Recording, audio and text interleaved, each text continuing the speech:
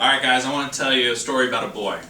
He wasn't a popular boy, didn't do well in school, in fact had a difficult time paying attention in class, would just doodle. Decided that he was going to drop out of high school, enlist in the Army, and the Army rejected him because he was too young. Unable to hold a job, and the one thing he was good at, people were resistant to.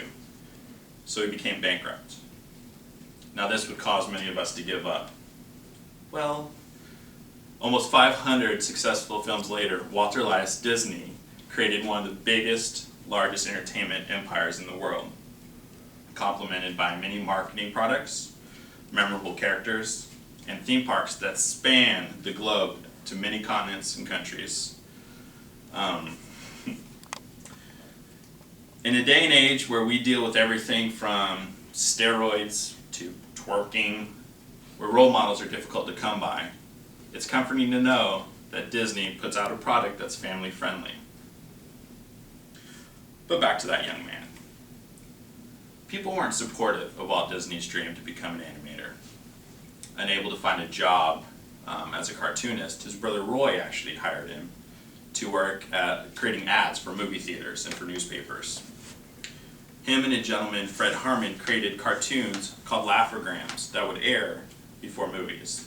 Now the popularity of these shorts is what allowed Disney to open up his very first studio. Along with his brother Roy, he created the Disney Brothers Studios, and he created a character called Oswald the Lucky Rabbit, which later on would become the inspiration for another famous rabbit, Bugs Bunny. They eventually lost the rights to Oswald due to failed contract negotiations with Universal Studios. To replace Oswald, Disney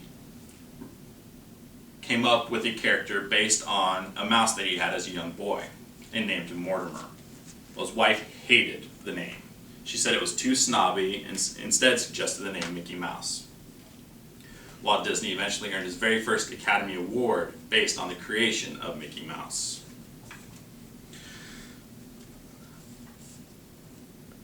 Snow White and the Seven Dwarfs was the first feature-length animated film in English and in Technicolor. Walt Disney borrowed almost the entire $1.5 million it took to make the movie, which in hindsight wasn't that big of a deal because the movie ended up grossing $8 million, which is an astonishing amount considering it was released during the Great Depression. Disney went on to make over 500 successful feature-length films. The Walt Disney Studios are still making movies today. Now it's plain to see that Walt Disney is one of the most beloved and recognized names in pop culture history because of his dedication and determination to create well-known characters that are both family-friendly and worthwhile. Children have a positive and enlightening option for entertainment to choose from. So, when you're reaching for the remote and trying to find an educational program for your child, look for something by Disney. You can't go wrong. Because after all, Disney himself said if you can dream it, you can do it. And remember, this whole thing started with a dream and a mouse. Thank you.